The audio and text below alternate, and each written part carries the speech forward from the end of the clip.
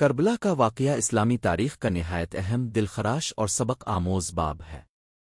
یہ صرف ایک جنگ سیاسی ٹکراؤ نہیں تھا، بلکہ یہ حق و باطل کے درمیان ایک واضح حد فاصل تھا جس نے اسلام کے اصل اصولوں کو زندہ رکھا۔ اسلامی نظریہ کی روشنی میں واقع کربلا کو مندرجہ ذیل نکات سے سمجھا جا سکتا ہے۔ اسلام میں حق و باطل کی پہچان بہت اہم ہے۔ امام حسی نے یزید کی بیعت سے انکار کر کے یہ واضح کیا کہ مسلمان کو ظالم فاسق و فاجر حکمران کی اطاعت نہیں کرنی چاہیے، چاہے اس کی قیمت جان ہی کیوں نہ ہو۔ قرآن مجید بھی فرماتا ہے، اور ظالموں کی طرف مائل مت ہونا، سورہ ہود 113۔ 2 امر بالمعروف و نہی عن المنکر، نیکی کا حکم دینا اور برائی سے روکنا۔ اسلامی نظریہ کے مطابق مسلمان کا فرض ہے کہ وہ معاشرے میں نیکی کو فروغ دے اور برائی کو روکے۔ امام حسین کا قیام اسی بنیاد پر تھا۔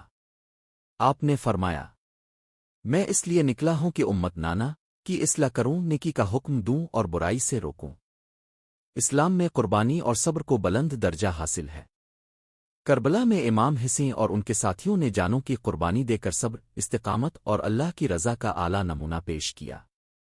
قرآن کہتا ہے، بے شک اللہ صبر کرنے والوں کے ساتھ ہے، سورہ بقرہ 153۔ اسلامی نظریہ کے مطابق قیادت دیانت، عدل، تقوی اور علم پر مبنی ہوتی ہے، نہ کہ وراثت طاقت پر۔ امام حسین کا موقف یہی تھا کہ خلافت کا حقدار وہی ہے جو ان اصولوں پر پورا اترے۔ اگر امام حسین یزید کی بیعت کر لیتے تو اسلام کا اصل چہرہ مٹ جاتا اور خلافت محض بادشاہت بن جاتی۔